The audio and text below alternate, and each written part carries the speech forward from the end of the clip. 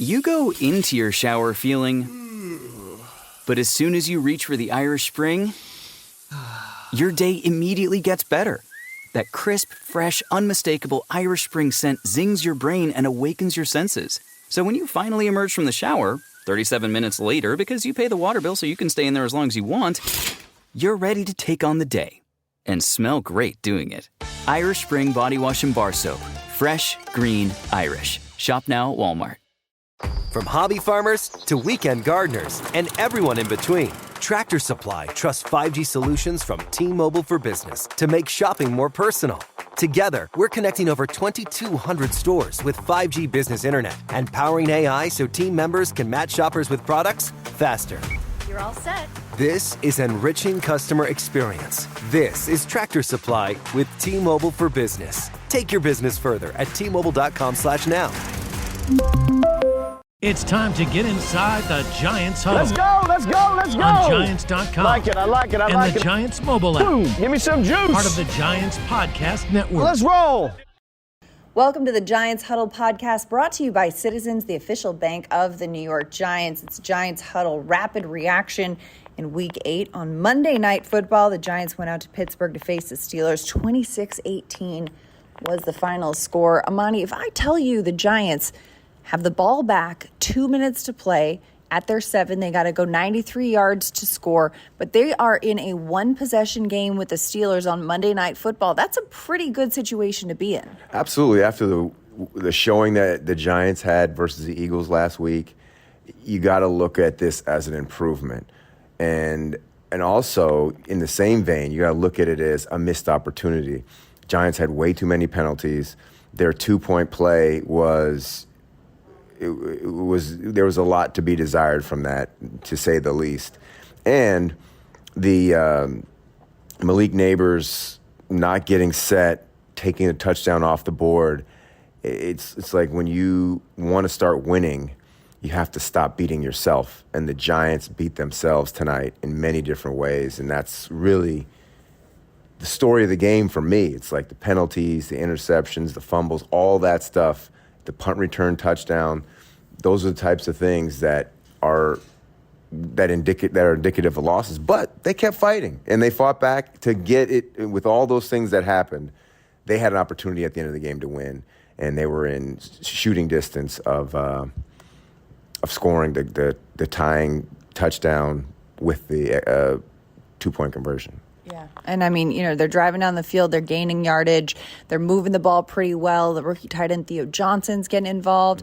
They're playing the boundaries, they're working the clock. There's about 21 seconds left to go, and Daniel Jones just unfortunately presses a little bit, throws an interception. Beanie Bishop comes up with it at the 34, and that's all curtains. But you mentioned there's a lot of things that happened earlier in the game that put the Giants in this position to need that drive, to have to be in that position. I mean, this game was tied at 9 at the half. The first half of this game was all field goals. You saw a lot of strong stands in the red zone. You saw a lot of touchdowns that were called back for not being touchdowns on both sides of the ball, but including that one that you mentioned. Chris Manhertz gets in the end zone. You think, oh my gosh, that's incredible. But then there's a flag on the field for illegal motion. Malik Neighbors in motion, but doesn't get fully established on the line of scrimmage before getting into motion. And apparently you have to fully set before starting your motion as a receiver. Yeah, it's a function of when you're a receiver, you want to get out to the line and line up as quickly as possible, just so you don't want to hurry the operation and hurry the quarterback. You want the quarterback to have all the time he needs to send you in motion, survey the defense, and when you're out there late, I don't want to say lazily, but when you don't get out there as quickly as you should, it speeds up the operation for everybody. And then the quarterback has so much to think about. He can't look at you and make you get set. That's something that the receiver has to do on his own. Absolutely. And the receiver, going out there, it looked like he attempted to get set, but did more of a stutter step than an absolute clear and unwavering, here's my spot, before he began his motion. And that was enough for the officials to throw their flags. You're ready for a change. Payday comes early with Citizens, so go to that retreat. New you moves to the country. Now you're raising goats and launching a lifestyle brand. Are you ready for all that life brings? but there was a lot of flags on the field tonight. The Giants had 11 penalties for 65 yards. The Steelers, 5 penalties for 50 yards. One of the other moments, though, that I thought, speaking of touchdowns called back, there was one the Steelers had that was called back that was a pretty great play for the Giants. It was Pickens, I believe, who got the ball in the end zone. Yes. It looked like he got his feet down. Tay Banks was a little bit off coverage, just bolted to get to him, pressed him out of bounds. Originally, they thought it was a touchdown, but then in the replay, it showed that his right foot tapped, and it almost was like he hopped. His right foot tapped twice. His left foot never touched the ground. So by rule, you need both feet down, not one foot down twice. And it was not a touchdown. That was a pretty interesting play. You learned something on that one, too. You definitely learned something. And, every time you watch the game, I thought if you hit one foot in twice, that would be the same thing. But obviously, that's not the case. And it was a lot of hustle on the defense. But I thought that Tay Banks had an opportunity in that play to not only push him out, but to actually go for the ball and knock the ball out, because Pickens left the ball out exposed to the defense, but the defensive players never took advantage of it, never tried to really poke that ball out, which at the end of the day, they got him out of bounds. He wasn't able to put his second foot down, but they could have removed all doubt and poked at the ball. And there were struggles in the secondary today. There was an injury-depleted secondary, of course. Dory Jackson, Cordell Flott, not in this game. They were moving Drew Phillips out to the boundary. At one point, they took Tay Banks out of the game and put Greg Stroman in there to change up the looks a bit, because in the second half, as we mentioned, things got a little bit out of control. The Steelers, Russell Wilson especially, started finding his receivers down the field a little bit more. Yeah, Russell Wilson really got comfortable. And one of the things that he's good at is throwing the deep ball. He had a really nice one to Pickens where he just dropped it right in a spot where the defense couldn't get it, and Pickens had a great play on the ball. But, their coverage was there, but honestly, that is not good enough. They need to be able to start making some of these plays, taking some of those balls away, and our secondary is still young, and they're not as ball hawkish as we need them to be. Offensively, though, you look at this, again, 26-18, the final score on Monday Night Football. This is against the Steelers' defense that allows an average of 14.5 points per game, the second fewest in the NFL. The Giants were able to put some points on the board. They got the run game going, especially led by Tyrone Tracy, 145 yards rushing and a touchdown, including a 45-yard touchdown, 7.3-yard average right there for the end. This is the second time this season that he's had over 7 yards per carry at the end of a game with a high volume. The way that he runs the ball and the way that he's able to get yards after contact is something that's very impressive for this rookie running back. Yeah, he runs with a desire that is evident. You don't have to hear what he says. When you see him running, he wants the ball. And he deserves it because he's a difference maker out there, and there's very few players in this league that are difference makers. And Tyrone Tracy, for the short amount of time that he's gotten to play, has proven that he deserves to be on the team. He deserves to be the number one running back, and he's taking full advantage of it. And you like to see young players taking advantage of their opportunities. He's not the only offensive player that surpassed 100 yards. Darius Slayton as well, 4 receptions, 108 yards, 43-yard long. We saw him and Daniel Jones connecting on some big catches, and the moments in which DJ is so decisive and pushes the ball downfield can be pretty magical, especially watching the way these two can connect. Yeah, I think there's a trust that between those two. I think he knows that Daniel Jones knows that when he throws a ball up to Slayton, it's either going to be a catch or an incompletion. He's not going to turn the ball over. He's going to do what he can to protect Daniel's throws, and there's just a comfort there that is evident. And I don't think Malik has earned that yet with Daniel Jones on the deep balls. The intermediate balls, he really likes them. He had 13 targets tonight, which is a lot of targets. But I think maybe you need to start spreading that a little bit around because Darius Slayton this is his second 100-yard game. And, the big plays are something that this offense is needed. And you got to go to your big play receiver, which at this point in time, maybe not in the future, but at this point in time, the big play receiver for the Giants is Darius Slayton, number 86. Yeah. And, Daniel Jones getting some yardage, 264 yards on the day, no touchdowns, an interception. But, of course, that came on that last drive of the game, as we talked about, as the Giants were pushing down the field.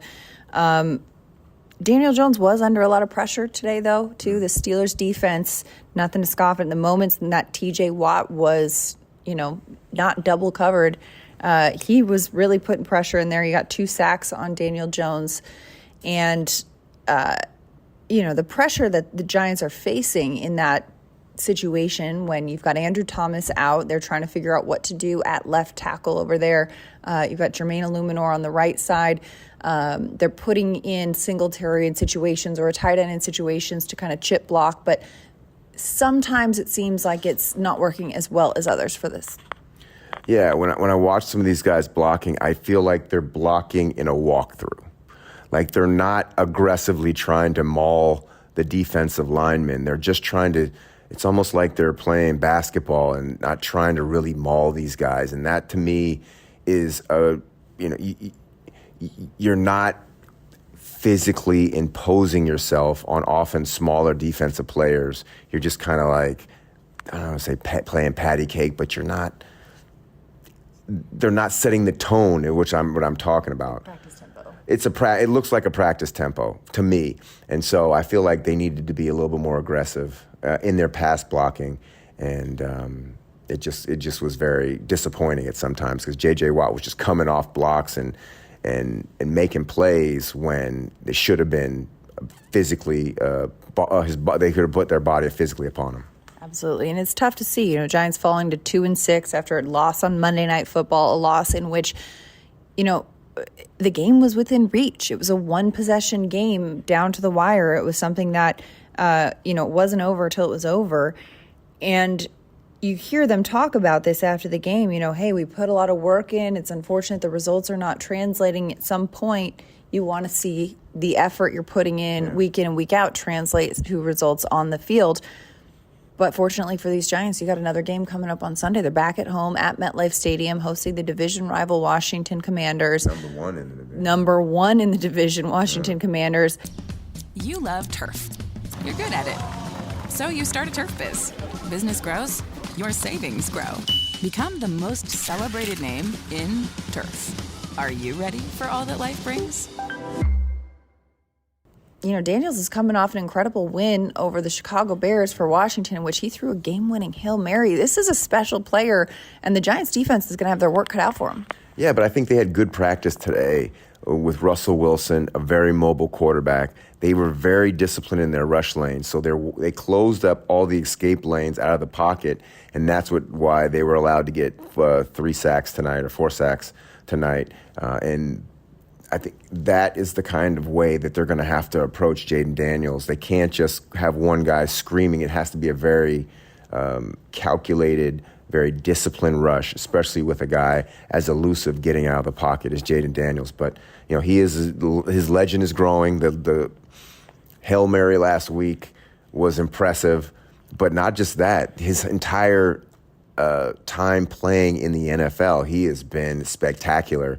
Even when we played them, when the Giants played them earlier this year, he played a very fine game. So this is a high-level quarterback doing, big-time things, and he keeps it up. He might be in the MVP conversation as great as he's been playing. So it's just not just a rookie flash in the pan. This guy is putting in some real work. When you look at the way these two teams played each other just a few weeks ago as well, and it was a game in which the Giants kicker, Graham Gano, he had been injured coming into the game. He got hurt on the opening play, so the Giants were without a kicker, essentially, That's right.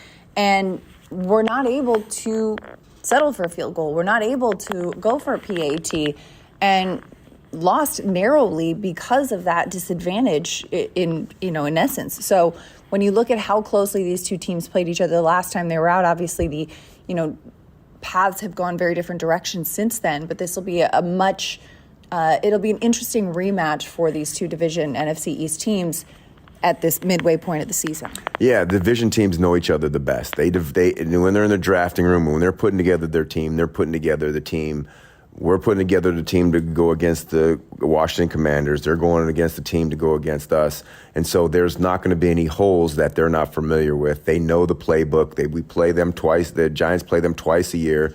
So it's going to be an execution battle. And that's one thing that the Giants did not do tonight, is that's execute at a high level with the penalties, the punt return touchdowns, the turnovers.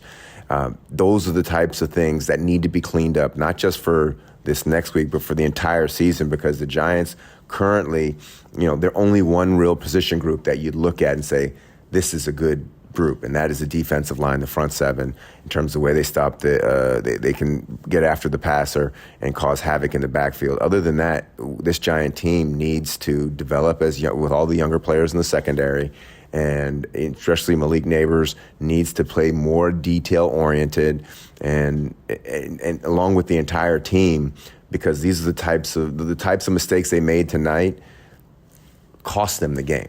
They should have won tonight. They played well enough to win football. Daniel Jones played good enough football tonight to win. It's just that with all of the mistakes, this team is not good enough to overcome them. Absolutely, and we'll see how things pan out back at MetLife Stadium Sunday, November 3rd, a 1 p.m. kickoff. The Giants hosting the Commanders in Week 9. But that's a wrap for your Week 8 Rapid Reaction with Super Bowl champion Amani Toomer. I'm Madelyn Burke. And a reminder, the Giants Huddle podcast brought to you by Citizens, the official bank of the New York Giants. We'll see you next time. I'm Peter Schrager, host of Good Morning Football on the NFL Network and the Season with Peter Schrager podcast.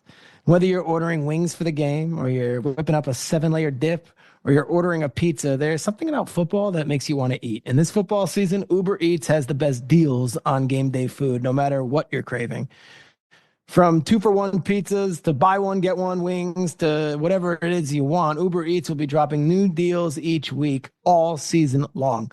Uber Eats is the official on-demand delivery partner of the NFL. Order now for game day. Terms and conditions apply, and see the app for details.